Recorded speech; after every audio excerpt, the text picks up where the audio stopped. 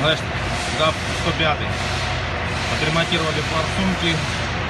Секции еще не стоят, сейчас буду устанавливать.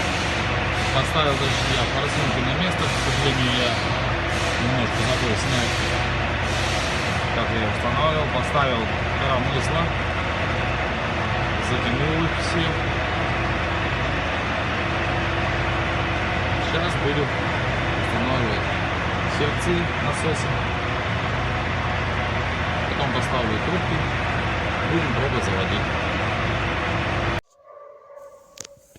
Ну вот, друзья, установили мы форсунки, установили секции, отрегулировали клапана. Здесь, конечно, регулировка такая серьезная, странная, как говорится. Сейчас будем пробовать заводить. Да, это, кстати, DAF 105, забыл сказать. Продолжение видео.